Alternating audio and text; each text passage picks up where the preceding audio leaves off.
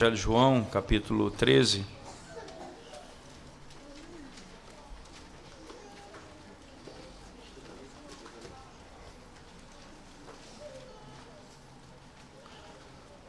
João, capítulo 13.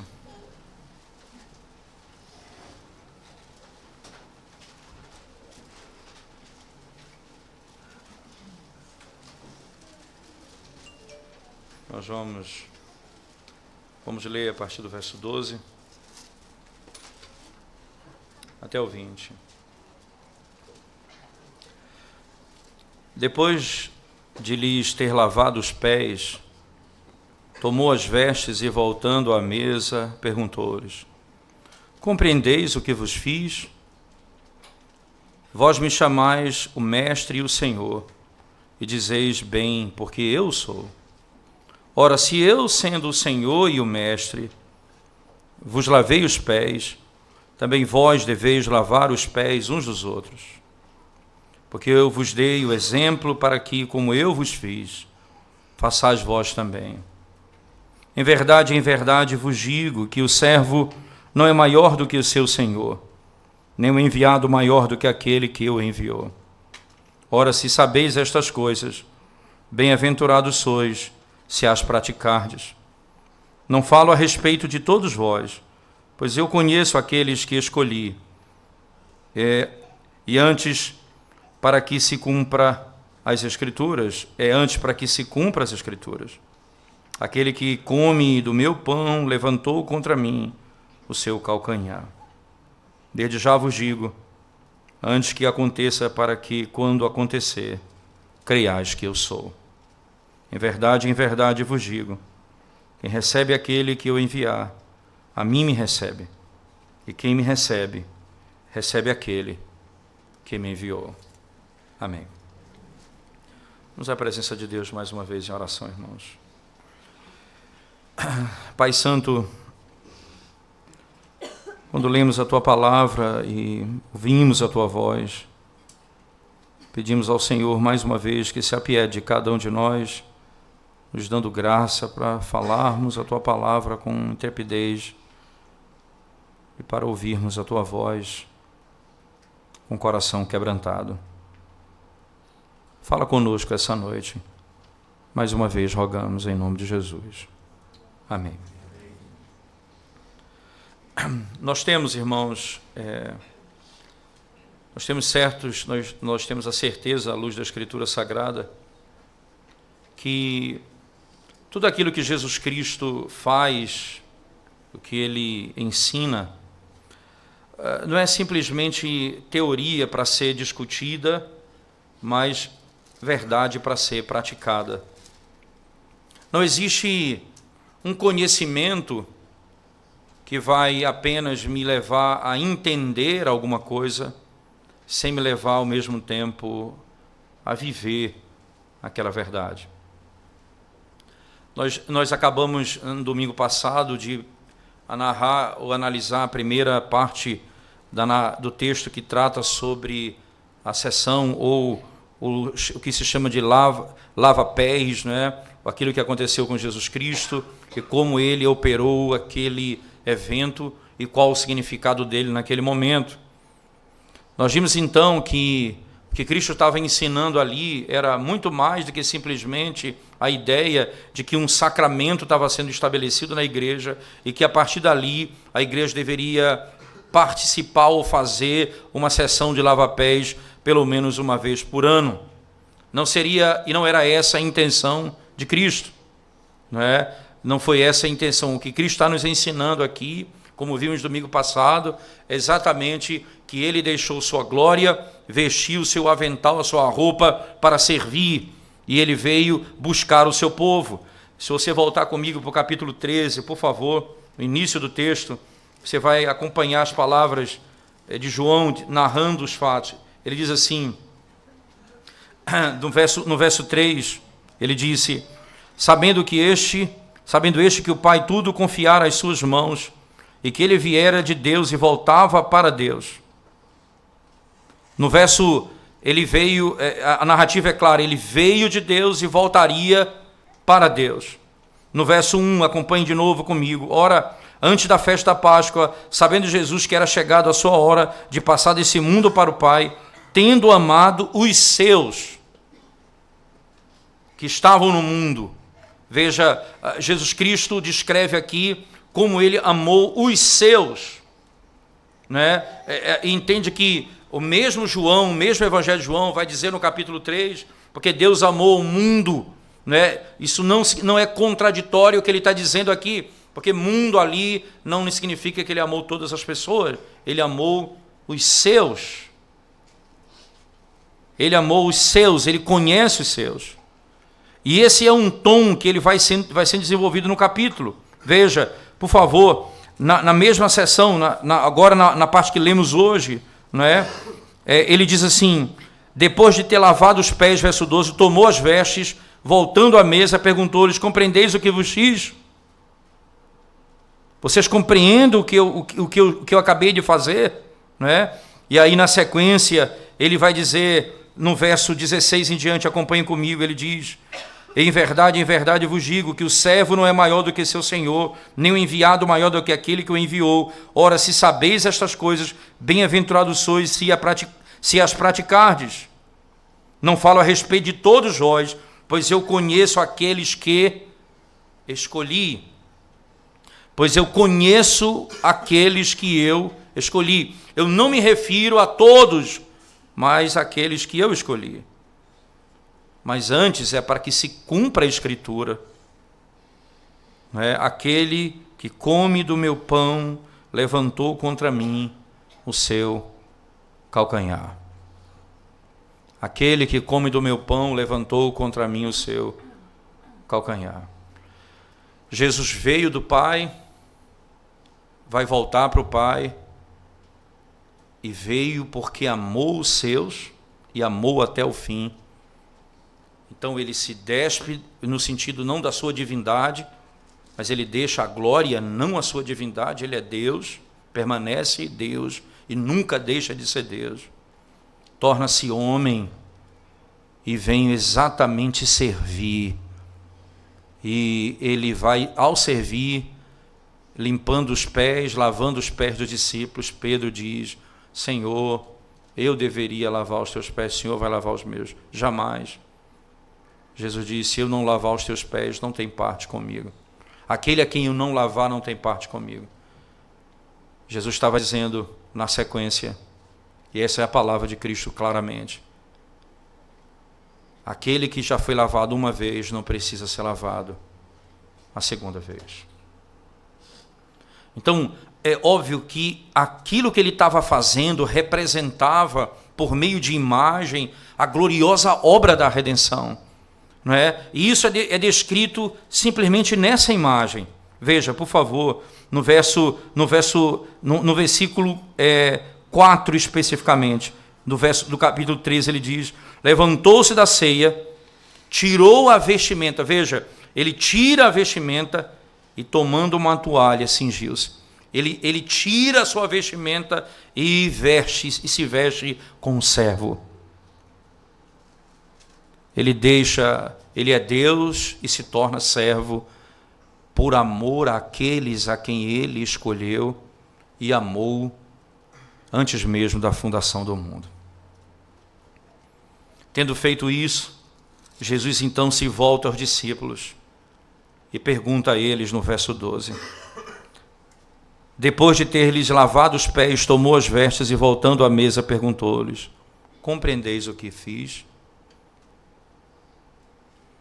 Vocês entenderam o que eu acabei de fazer? E aqui Jesus Cristo passa a mostrar exatamente os ofícios muito claramente, né? Ainda não estado de humilhação. Ele é profeta. Entende que o profeta no Antigo Testamento, irmãos, ele fala de não apenas com a sua boca, mas por meio de ações. Ora, Isaías andou nu por um período de tempo para mostrar o estado de Israel, a situação de Israel. O próprio profeta Oséias casa com uma mulher prostituta para mostrar exatamente o estado da nação de Israel. O Senhor Jesus Cristo, como profeta, ele vai falar com o povo por meio do mesmo sistema que os profetas do Antigo Testamento faziam também. Ele vai falar com o povo por meio dessa imagem tão clara. Mas agora, ele se volta como profeta e pergunta a eles: vocês entenderam o que eu acabei de fazer? E antes da resposta, não é? Ele vai demandar deles alguns conceitos que são claros. Veja o 13. Vós me chamais o Mestre e o Senhor, e dizeis bem, porque eu sou. Veja, vocês dizem que eu sou seu mestre, o Senhor. E aí ele diz: ora, se eu sendo o Senhor e o mestre vos lavei os pés, também vós deveis lavar os pés uns dos outros. Então você percebe que aqui Cristo está diretamente ensinando a eles por meio de uma ação clara. Se eu sou o Senhor e o mestre, e como Senhor eu estou lavando aos pés dos meus discípulos, é porque eu estou ensinando algo a vocês, porque eu sou mestre. O ponto é, se o Senhor lava os pés dos discípulos, qual o ensinamento que vem daqui? O que o Senhor então está ensinando àqueles homens? O Senhor ensina, por exemplo, por meio de exemplo e por doutrina. É para esse fim que ele veio ao mundo e habitou no meio de nós, para que nós possamos saber como viver e andar e confiar nele. A sua religião, o que ele veio mostrar, como devemos viver. É uma verdadeira manifestação da verdade, sem um pingo de falsidade. Mas esse Senhor e Mestre, ele é mais honrado, porque agora ele ensina a sua própria lei, veja bem, a sua própria lei, de modo mais compreensível e mais honrado. Porque Cristo é um comandante como Gideão, que disse aos seus soldados: olhem para mim e façam a mesma coisa. Ele é como Abimeleque, que disse: o que vocês viram em mim, façam também. Esse é aquele que ensina ao seu povo, e veja, os apóstolos aprendem com ele de modo muito claro. Paulo disse: sede meus imitadores, como eu sou de Cristo. Esse é um padrão bíblico estabelecido por ele mesmo. Ele constrói por meio da sua própria vida o modo como eles devem andar. Interessante, não é? O Senhor não diz simplesmente: vocês devem ir.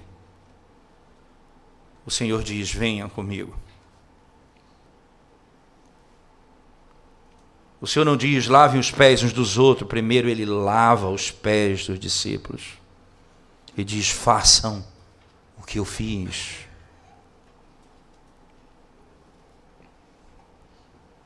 Pratiquem o que eu pratiquei.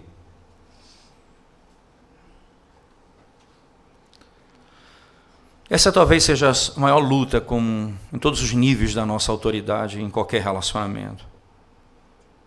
Vamos pensar no principal, no básico, como pai. Nós mandamos nossos filhos ler a Bíblia, mas nós não lemos com eles.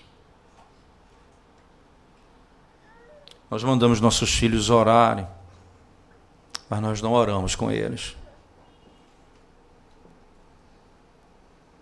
Nós não ensinamos por meio de exemplo, mas apenas por ordem. Façam. Antes de Cristo dizer façam, ele fez. Antes de dizer, pratiquem, ele praticou.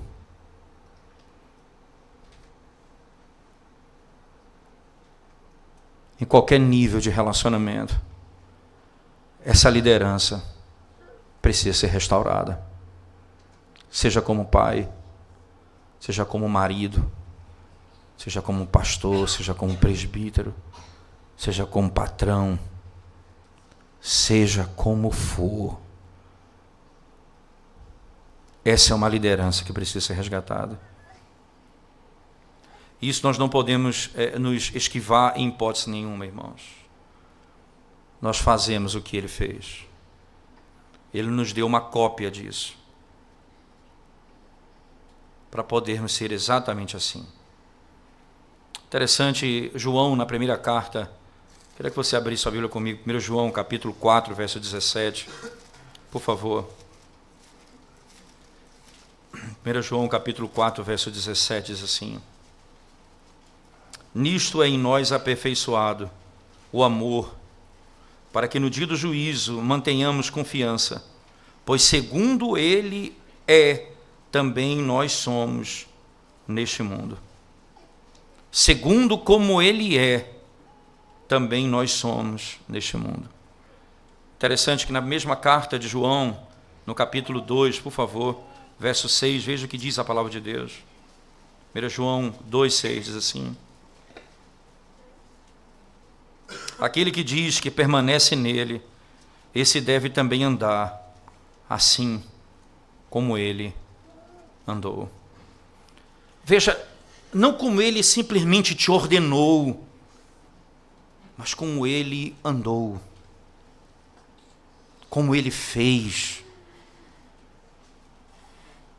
como ele viveu. Então entenda, irmãos, o exemplo de Cristo aqui é para ser seguido pelos ministros da palavra em particular, em que a graça da humildade e do santo amor deveria aparecer diante dos olhos, porque eles estão buscando o interesse do seu mestre, e então o fim do seu ministério deveria mostrar a glória do seu mestre, vivendo como ele viveu.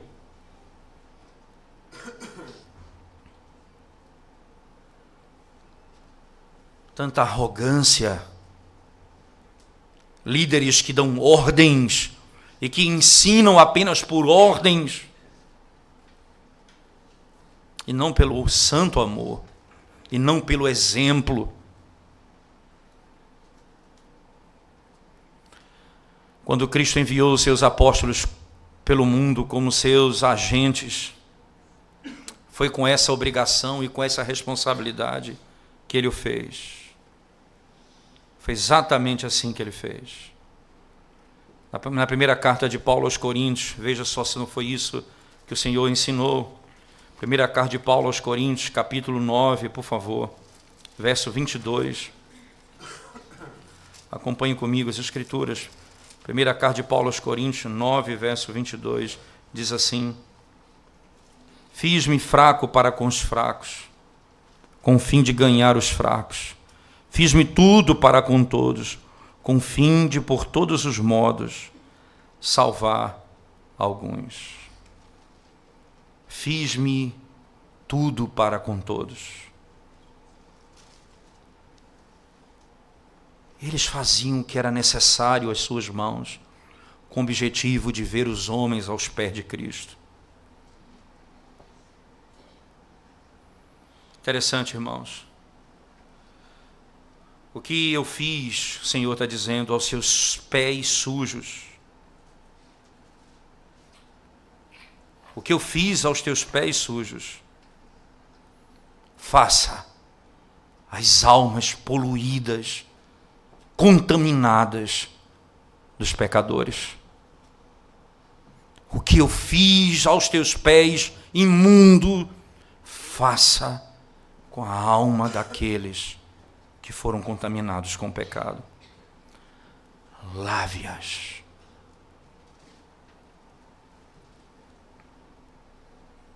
Faça isso. tenha misericórdia. Trate o pecado. O grande mal de imaginar ou pensar que Cristo de alguma forma estava ali estabelecendo uma regra de um tipo de sacramento que deveria ser repetido anualmente, como Calvino cirurgicamente diz. O Senhor ensina que nós devemos lavar os pés uns dos outros, não é eu lavar os seus pés, mas você lava os meus também.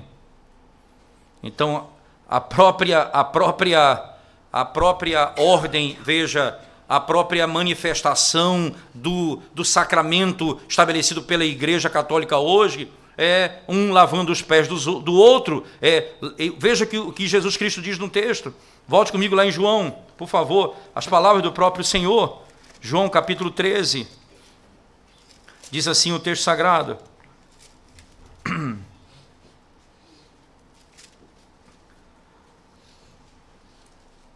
Verso 14. Ora, se eu, sendo o Senhor e o Mestre, vos lavei os pés, também vós deveis lavar os pés uns dos outros. Uns dos outros. Não apenas eu vou lavar os seus pés, você vai lavar os meus pés. Não apenas eu vou tratar com você, mas você vai tratar comigo. Não é apenas um fazendo por todos. O princípio não foi esse estabelecido por ele. Errou a igreja quando pensou que aquilo era um sacramento que devia ser repetido anualmente. E alguém que está sentado no trono ia se vestir humildemente para lavar os pés dos outros. A cerimônia de lavar pés seria perfeita ali, se não apenas ele naquele dia deixasse o seu trono, mas se ele deixasse Cristo governar a igreja e deixasse o seu trono para Cristo governar a igreja, não o próprio homem governar a igreja. Jesus disse: eu sou o seu mestre, vocês então são meus discípulos. Vocês são os meus discípulos. Preste bem atenção nisso, irmãos. Você não pode pensar menos do que isso. O que vocês me viram fazer, façam. O servo não é maior do que o seu senhor, nem aquele que o enviou, nem aquele que é enviado maior do que aquele que o enviou. Cristo já tinha falado sobre isso. Eles não podiam pensar diferente disso. E é interessante que os apóstolos compreenderam muito bem. Havia um sofrimento próprio de seguir a Cristo. O apóstolo Paulo chegou a dizer: nós não recebemos apenas a graça de crer, mas a graça também de padecer pelo Evangelho. Eles seguiam os exemplos estabelecidos pelo próprio Senhor Jesus Cristo.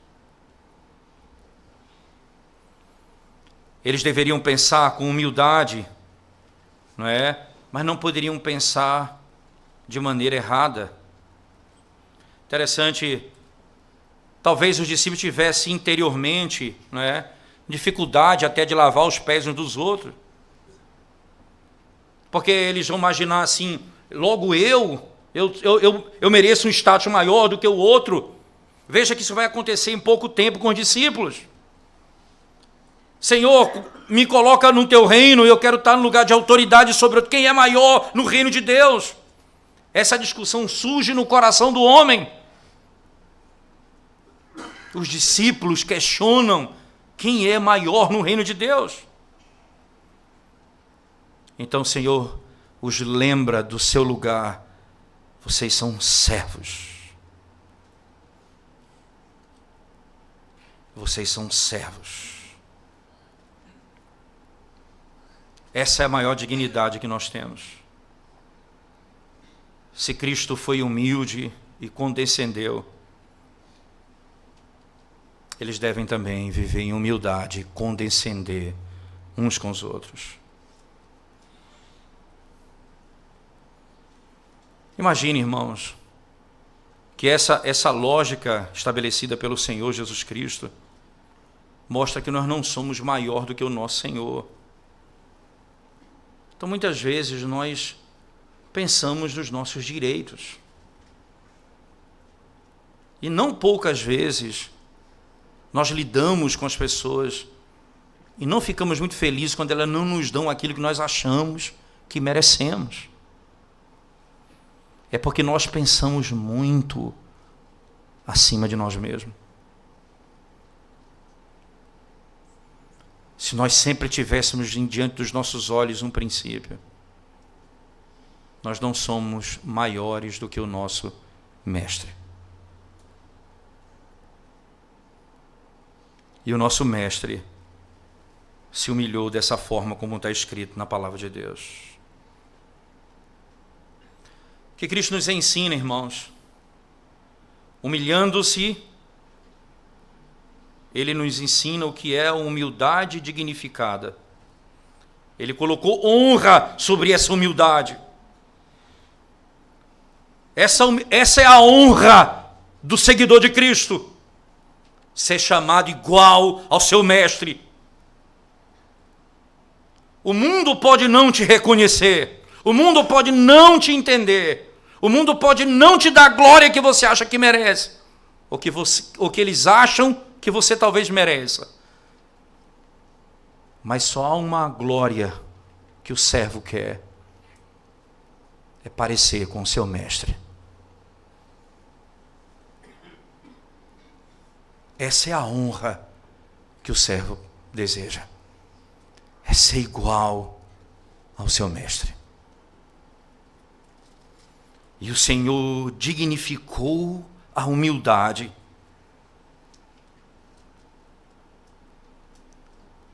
E o Senhor disse: eu os dou a honra a vocês de serem chamados meus discípulos.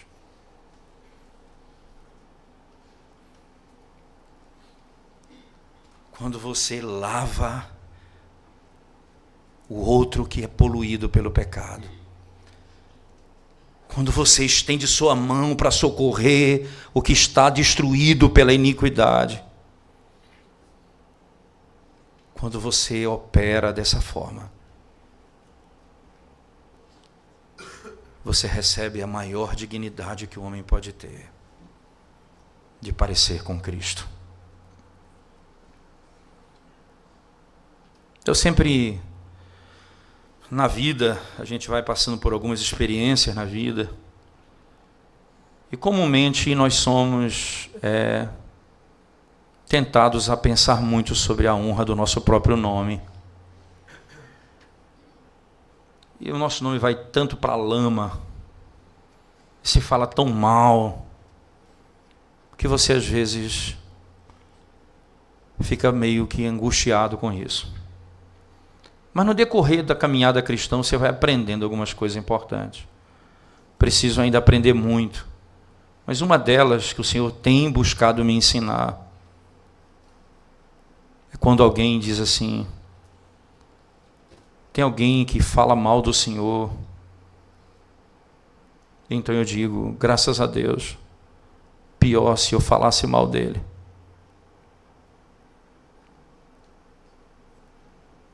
Tem alguém que está fazendo injustiça contra o Senhor, graças a Deus. Não sou eu que estou fazendo injustiça contra ele.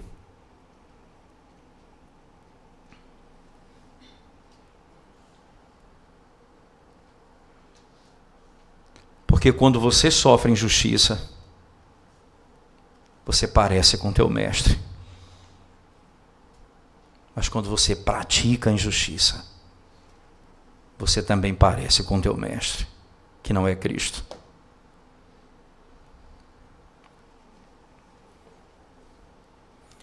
O Evangelho de Cristo, ele leva você diariamente a ter que pensar quem você é, qual a sua identidade. Eu sou filho de Deus, eu sou servo de Cristo.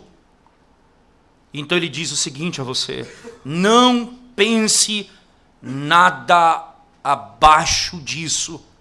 Você é meu servo.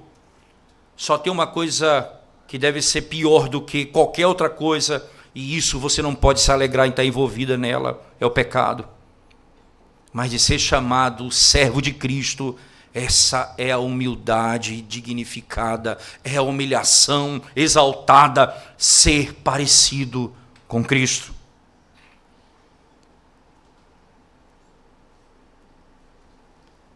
Isso nos ajuda a entender também que por mais que você pense bem de você mesmo,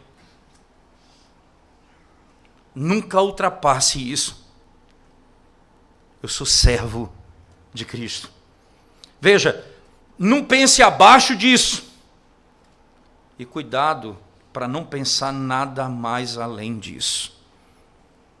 Quando você for pensar algo além disso, lembre-se, eu sou discípulo de Cristo. Ele é o meu mestre. Se o meu mestre fez, eu farei também. Se ele praticou, eu praticarei também. Quando você vê o seu mestre servindo, você deve botar o avental de logo para também servir.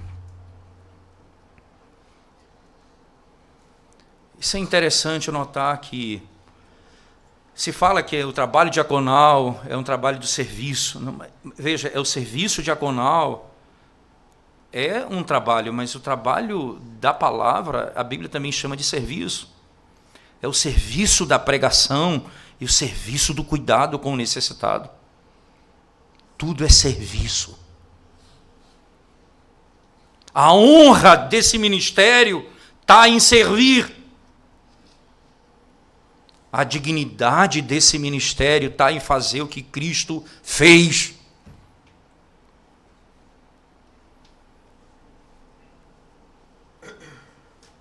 O Senhor estabelece um padrão. Você não é maior do que o teu Senhor. E você não é menor do que um servo.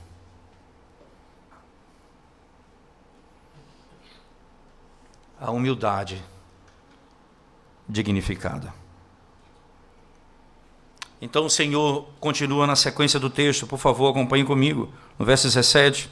Ora, se sabeis estas coisas, bem-aventurados sois, se as praticardes. Vocês sabem dessas coisas, mas vocês são bem-aventurados se praticarem essas coisas.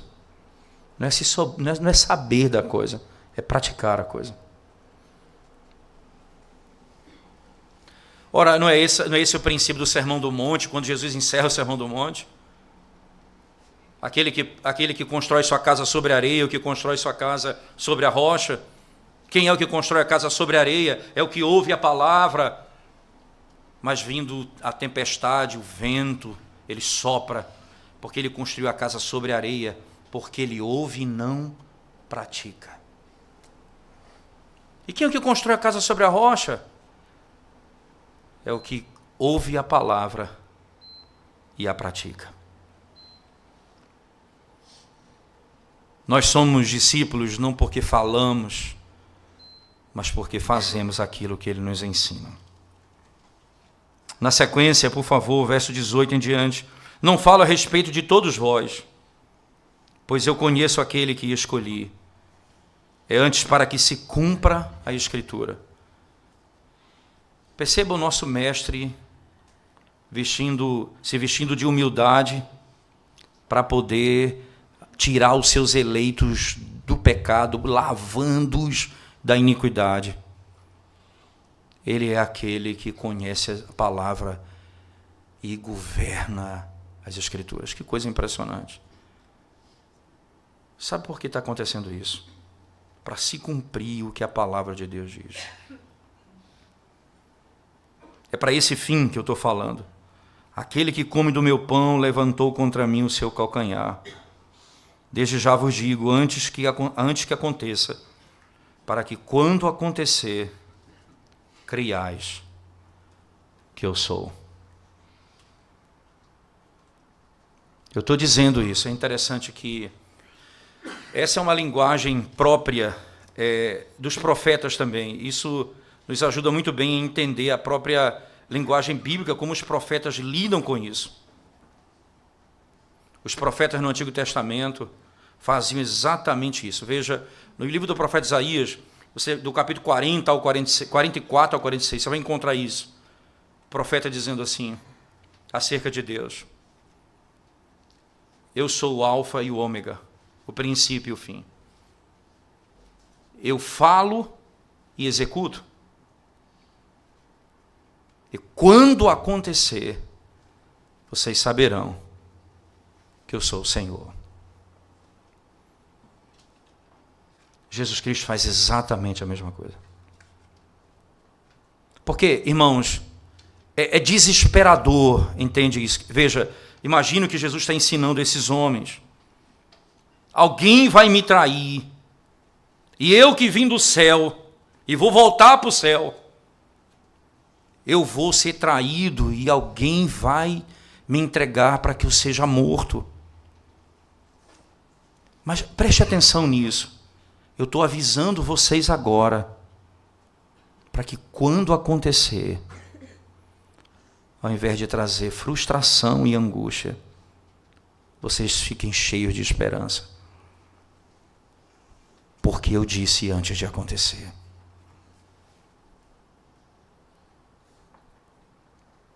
Ele governa o tempo e o momento em que tudo aquilo que ele prometeu vai acontecer. E o que é que eles vão saber de Cristo? Eu sou. O que é que eles vão saber acerca de Cristo? Que Ele é. Veja, que eu sou. É a linguagem, exatamente a linguagem usada em Êxodo no capítulo 3, quando da vocação de Moisés. Diga ao povo que eu sou, te enviou. Eu sou o que eu sou. O que significa eu sou, literal? O que Cristo está dizendo a ele? O homem, veja, o Deus que se veste de servo, se torna homem para poder purificar o homem no seu pecado de iniquidade e salvá-lo, redimi-lo, os seus a quem ele amou. Quem é esse? Ele é Deus. Perfeito Deus. Porque o eu sou significa que ele não é aquilo que ele não era, ou que ele não será, ou que ele será aquilo que ele não é agora. Isto é, variação no seu ser. Ele é, isto é, eu sou. Mas em segundo lugar, fala também da sua eternidade e da sua imutabilidade. O servo que está lavando os nossos pés, o Senhor e o Mestre que está lavando os nossos pés, Ele é Deus. Vocês vão entender que eu sou o que lava os teus pés, é o próprio Deus.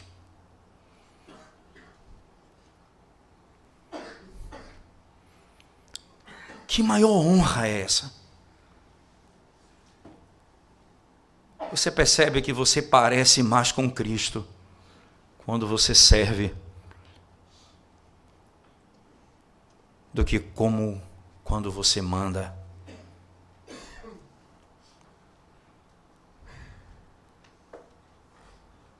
Você vai entender que eu sou. Sequência do texto.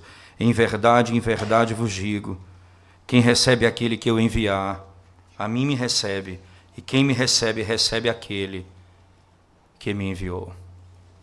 Todo aquele que recebe o enviado, recebe a mim. E todo aquele que recebe a mim, recebe aquele que me enviou. Nós já vimos isso, e é importante nós entendermos, irmãos, que na linguagem bíblica, não é, é muito importante a ideia da origem, de onde você vem e quem te envia. E João, muito categoricamente, vai tratar desse tema no texto. Muito claramente ele vai tratar desse tema no texto. Por exemplo, não é, você vai ver que Jesus, no texto de João 1, vai dizer que ele é Deus, estava com Deus, então o verbo se fez carne, ele foi e se tornou carne. A Bíblia vai dizer que ele foi enviado por Deus. Então ele pega e chama discípulos para andarem com ele. Esses discípulos vão andar com ele, vão ouvir e ver o que ele faz. Vão aprender com ele. Então eles serão enviados por ele. Os enviados por Deus são aqueles que foram autorizados por ele. Preste bem atenção nisso. Se você recebe aquele que eu enviei, você recebe a mim. E se você recebe a mim, você recebe aquele que me enviou. É por isso que toda a estrutura doutrinária da igreja neotestamentária, ela é apostólica.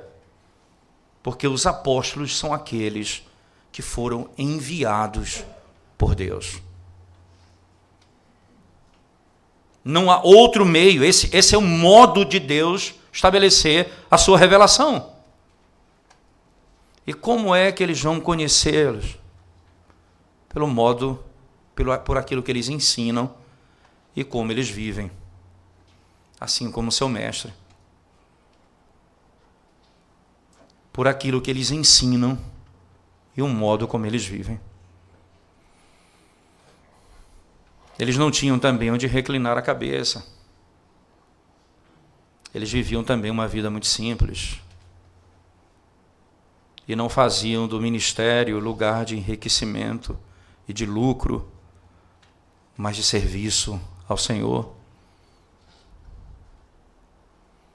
Eles viam no modo de vida. Paulo chega a dizer isso à igreja.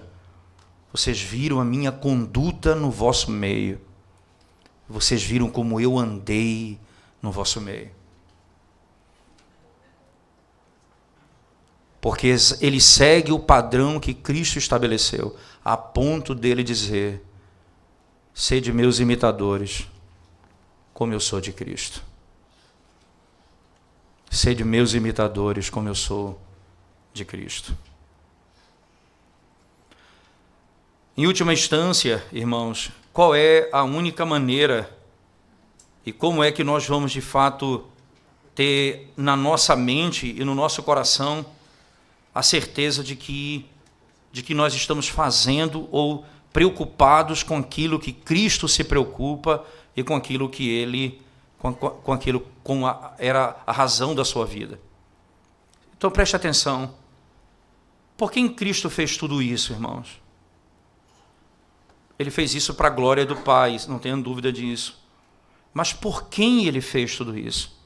Pelos seus eleitos, por sua igreja, pelo seu povo.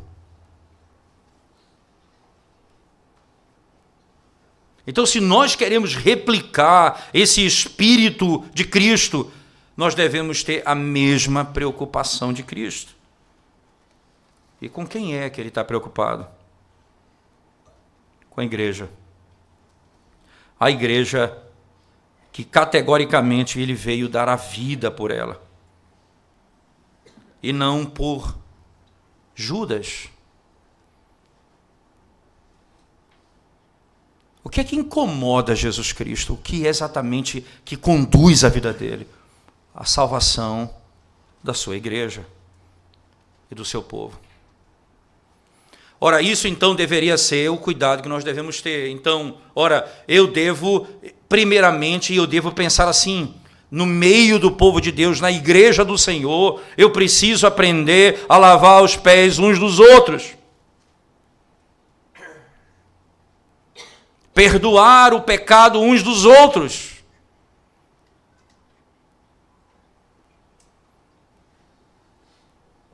Restaurar a comunhão uns com os outros.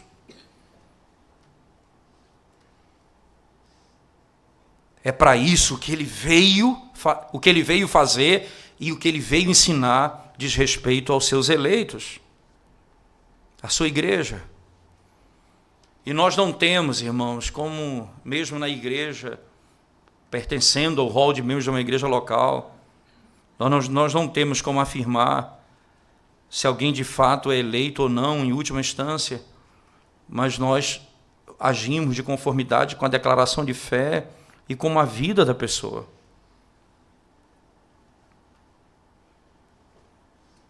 Então, o que eu preciso averiguar no meu coração é: eu fui lavado uma vez por todas dos meus pecados? Cristo morreu de fato pelos meus pecados? Eu fui salvo da condenação eterna? Essa pergunta eu preciso fazer dentro do meu próprio coração. Uma vez respondida, então nós podemos lavar os pés uns dos outros, dentro da igreja do Senhor. A ter misericórdia uns dos outros. Ora, você pensar que o próprio Senhor chama a igreja a menina dos seus olhos, não é? Essa é uma linguagem preciosa na Escritura Sagrada. Ele diz exatamente isso. Ela é a menina dos meus olhos. Eu vim para os meus escolhidos, aqueles a quem eu amei e amei até o fim.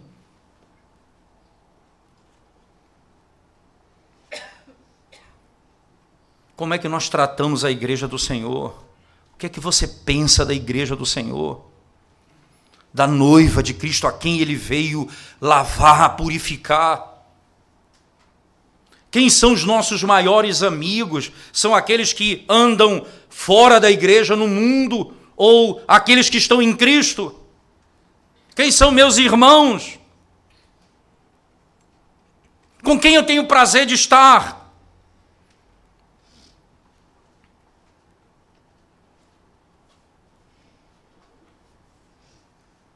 Porque Cristo amou a sua igreja até o fim. Ora, se Ele diz, façam o que eu fiz, então nós temos de amar a igreja do Senhor da mesma forma. E os seus eleitos da mesma forma. Não há como fugir disso, irmãos. Não há como pensar que Jesus Cristo veio fazer isso se não for para nos dar exemplo de como cuidar do povo dele, do seu povo. E nós somos seus discípulos. Nós falamos da igreja de maneira tão desrespeitosa. Nós criticamos a igreja de maneira tão desrespeitosa. Até igrejas que nós não concordamos muito com alguma doutrina delas. Mas se ainda Cristo é pregado nessa igreja, nós não devemos nos dirigir à igreja de maneira que Cristo nunca iria se dirigir.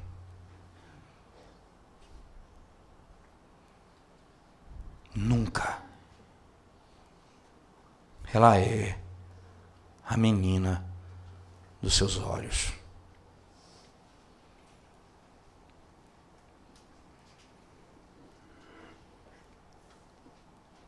Nós podemos lutar contra líderes que querem contaminar a igreja. Mas cuidado, para não destratar a igreja do Senhor, por quem Ele deu a vida.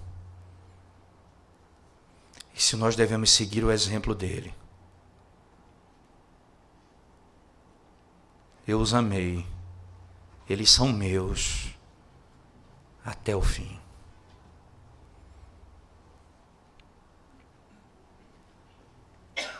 Fora de Cristo não há salvação, fora do seu lavar regenerador não há purificação. Então você que está fora da igreja do Senhor, você é chamado hoje ao arrependimento.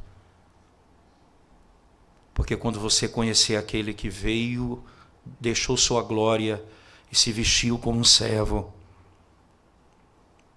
para lavar, para te purificar de todo o pecado.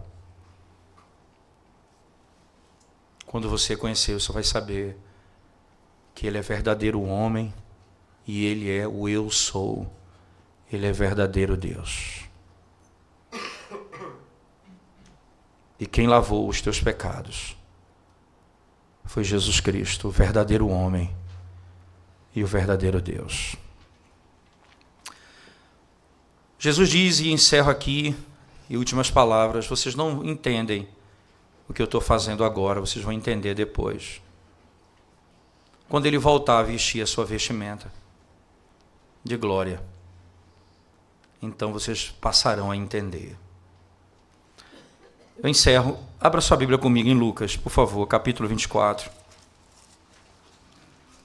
E veja, vocês não entendem o que faço agora. Capítulo 24, Cristo ressuscita dentre os mortos. No capítulo 23 de Lucas, ele ressuscita, ele é morto, ele é crucificado no 23. No 24, Cristo ressuscita dentre os mortos. No verso 44 em diante, diz assim: a seguir, Jesus lhes disse: são estas as palavras que eu vos falei, estando ainda convosco. Importava se cumprisse tudo o que de mim estava escrito, na lei de Moisés, nos profetas e nos salmos. Então lhes abriu o entendimento para compreenderem as Escrituras. Vocês não vão entender, vocês vão entender depois tudo isso. Ele tirou a sua vestimenta, vestiu-se de servo e venceu a morte. E passou a dizer a eles passaram a compreender as Escrituras Sagradas. Vocês vão entender depois. E os olhos deles foram abertos. O Deus que deixou sua glória e se fez homem é o Deus que ressuscita dentre os mortos. E como ele diz na oração, e tem a glória que antes ele tinha com o Pai. Ele veste a sua vestimenta de glória. E nós passamos a entender. A glória do Deus que se torna homem, que morre para a minha salvação e ressuscita para a minha justificação. É o Senhor que abre meu entendimento para compreender toda a Escritura Sagrada e viver de conformidade com ela. Amém. Vamos orar ao Senhor mais uma vez. Nós te damos graças, Senhor. Te damos graças por tua palavra e pelo privilégio de podermos refletir sobre a glória desse Evangelho. Ó Deus, ensina-nos como o Senhor, nosso Redentor, a termos cuidado com a tua igreja, o teu povo, os teus eleitos, Senhor. Amarmos a tua igreja de tal maneira que o nosso coração, que a nossa alma se regozije com o teu povo na tua presença. Ajuda-nos como igreja do Senhor a não buscarmos glória própria e pessoal, mas a glória do Senhor sendo conhecidos como servos do Senhor. Servos que buscam servir uns aos outros, descrito numa linguagem tão apropriada, lavando os pés uns dos outros, para podermos assim, ó Deus, manifestarmos a glória do teu Evangelho. Perdoa-nos quando não vivemos para revelar o serviço e o senhorio o serviço da igreja e o senhorio de Cristo. Perdoa-nos quando pensamos alto demais sobre nós mesmos, porque nada somos, Senhor. Obrigado pela dignidade da humildade, da humilhação, a dignidade de ser chamado teu discípulo, ou os teus discípulos, teus servos. Que glória maior nós poderíamos ter nessa vida, sermos chamados discípulos de Cristo, nosso Salvador e Redentor. No nome dele oramos. Amém, Senhor.